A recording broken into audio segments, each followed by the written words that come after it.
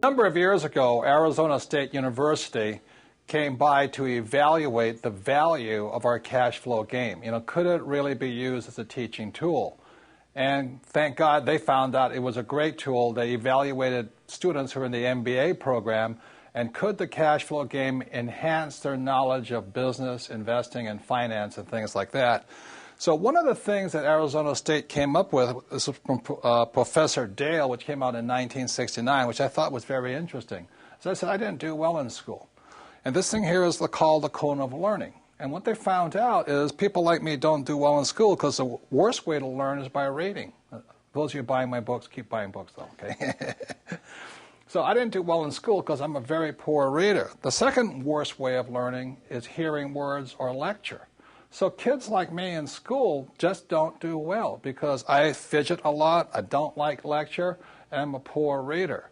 So you can go up and it says you can watch a movie, watching a demonstration and all this, and this is all kind of passive learning. So being hyperactive and probably ADD, this is not the way I learn. So the reason I like games and the reason the cash flow game is a valuable teaching tool is when you go to active. Now, the best way to learn is do the real thing. For instance, if you want to invest in real estate, the best thing you can do is go do it. If you want to play the stock market, you got to do it. The second best thing, though, is simulating the real experience. And what Arizona State found was the cash flow game was as close to a simulation of the real thing, which is why I say the game was designed for you to play over and over and over again, to make mistakes, to learn, to correct, to adjust your brain.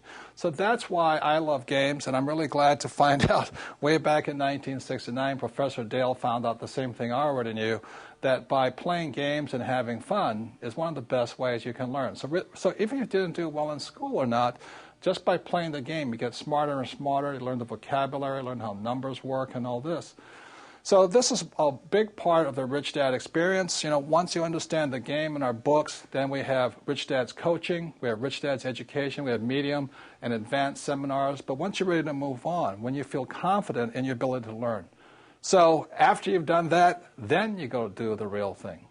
So the reason most people get hammered on the real market out there is because they jump in, they have no experience, they do the real thing, and they lose all their money, and they wonder what happens.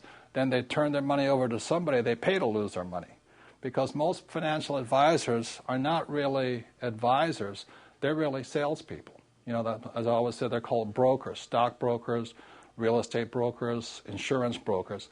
As my rich dad said, the reason they're called brokers, because they're broker than you. So if you want to get rich, practice, play the game over and over and over again, and soon you'll start to think like a rich man. And that's what makes the Rich Dad Company different.